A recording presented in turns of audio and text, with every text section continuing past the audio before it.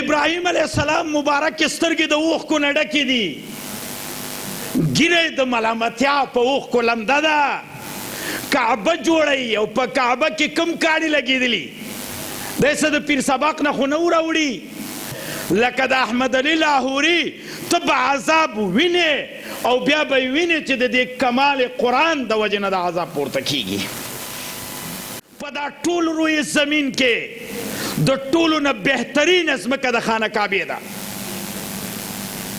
ان اول بیت وضع للناس للذي ببکة مبارکه، دا بهترین ځمکه ده، د ټولې ځمکې وجود الله د دې ځمکې نه راوستی او د دې ځمکې بلکې د کائناتو پروردگار نه اوچت عامر بیا بل څوک نشته،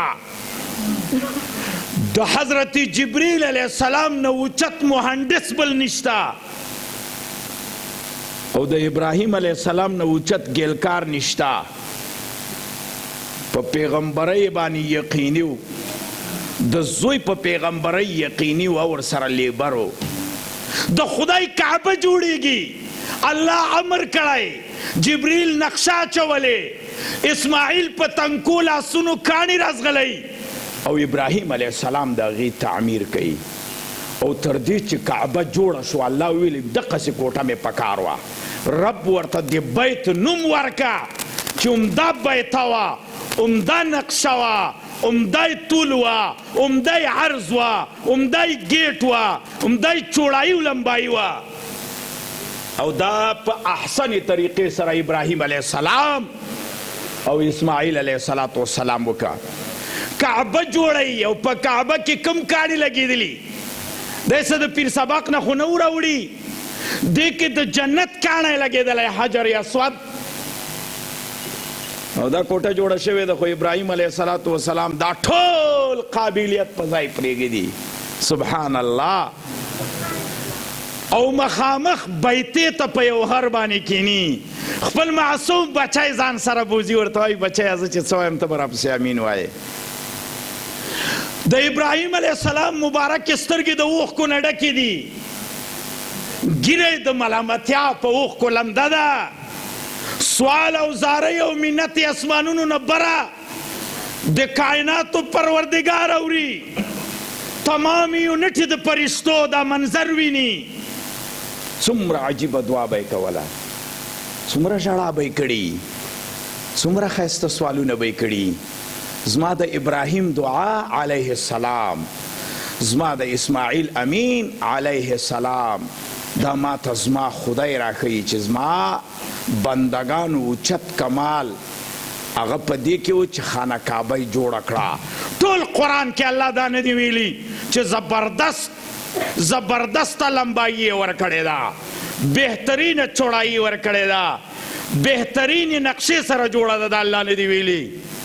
خو د قابلیت نه علاوه اسماعیل او ابراهیم علیهم السلام هغوی چې کوم کمال وکړه د الله قرآن کې رانقل کو. تر ننه یې ما ورته وایو قرآن ده ځکه پکې دا کلمه ده.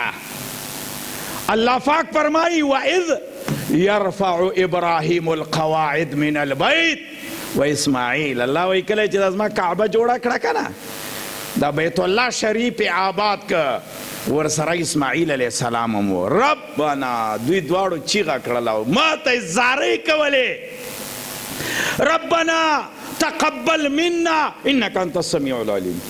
خدای تا اوس رانه قبول کا. الله اکبر.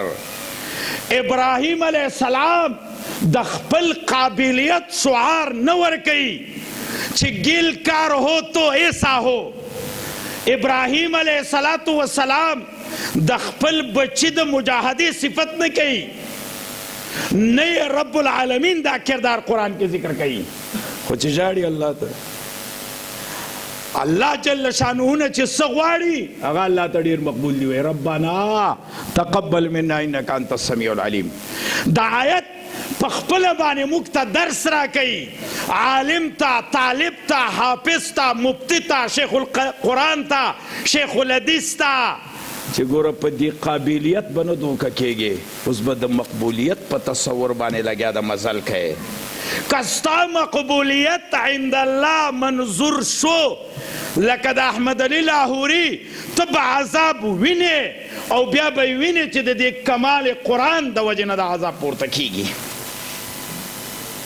خو د افسوس ځای دا ده کین را کې تو میروی به ترکستانس، ترسم کې نه رسی ای عربی به کعبه، کین را کې تو میروی به ترکستانس. یریږم چې و به نه رسیږې بانډیچي هغه کعبې ته چې تا قص کړی. ولې؟ ځکه ته چې په کومه لار روانې، ته چې په کوم روډ ولاړې، ته چې په کوم سټاپ ولاړې، به ترکستانس به ترکستان ته مقصد ته نه رسیږې. زما خدای جل جلاله دربار کې شکر ادا کوما چې د مولانا د قابلیت دا درجه او مرتبه، د قابلیت دا مزل تر دې ځایه راورساو. ولله الحمد والمنه. ټول وایي الحمدلله.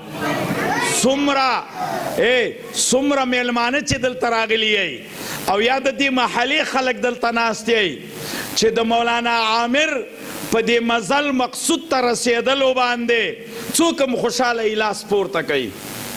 ماشاءالله دا لاس پورته کول هسې نه و، دا مې د دې دپاره در باندې دا لاسونه اوچت کړل چې زما رب دا منظر ویني. قسم ده چې دی مولانا عامر حسین صاحب په دا ټوله طالبۍ څومره مزل او اجر میلاو شوی ده. ای امی کاکا، ای اجي کاکا، ای زمینداره، ته به یا پیژنې یا به یې نه پیژنې، دا به ستا خپلوان وي یا به پردی وي. ستا دا خوشحالي ته د ده سره په ثواب کې شریک کړې. کن عالما او متعلما او خادما او محبا، دا خو ستا محبت ده چې زوی د پردي سړي ده، د پردي کلي ده، خدا مې د جانان محمد رسول الله وارث جوړ شو. تا لاس اوچت که زه پې خوشحاله یمه، زه مالیم تیار یم، زه جاني قربانۍ تم تیار یم، زه هر قسم سپورټ تم تیار یمه. الله جل شانه د ده د دې 10-12 کالو د دې دورې او د منډې دا ثواب تا ته په دې لاس پورته کولو درکړو. والله واسع علیم. د خدای په خزانو کې څه کمی شته؟ نشته. د علماو سره په صحبت کې ګوره دومره اجري چې درته وایي عالم سره کښېنه، صحبت با اولیاء به از 100 ساله عبادت بیریا. که د دکانو په وړاندې یو 10,000 کرته کښېنې دا ثواب نشته. خو زما یقین ده که د زړه نه په مولانا عامر حسین خوشحاله یې، په دې بچو خوشحاله یې چې نن 6 نفره ماشومان چې یو یې حافظ ده او 5 یې ناظره خوان دي، قرآن یې زده کړی ده. ستا به پلار سره نه لګي، ته به پلار پې نه جنې، خو په دې وجه پې خوشحاله یې چې شکر د خدایا دفتر تمامه گشت به پایان رسید عمر، ما هم چونه در اول وصفې تو مانده یم. چې زما دې بچي سره خو قرآن شته که نه، زما دې وراره سره خو قرآن شته که نه، دا د ترور د زوی سره خو مې قرآن شته که نه. که نارینه پې خوشحاله دي که زنانه پې خوشحاله دي، الله به دومره اجر ورکوي. الله دې ورته خپل بچي عالمان کړي. دویم پهلو دا د مولانا د مقبولیت فلسفه ده. دا الله ته پته ده چې الله چا نه راضي ده، خو علامې لري. د مقبولیت عند الله علامې شته. د مولانا ګل حلیم صاحب چې نن دلته ناست ده، قسم ده چې دې کلي کې 12 ودونه زما فکر نه ده چې دی به دلته راشي. خدای نن د دې خپل روحاني بچي په دې فلسفه کې راغلی ده چې مولانا به ودی، د مولانا عامر استاز به ودی، خو مولانا عامر چې دا تعلیم د قرآن، دا تعلیم د حدیث دې محله کې یو روحاني روح اچولی ده.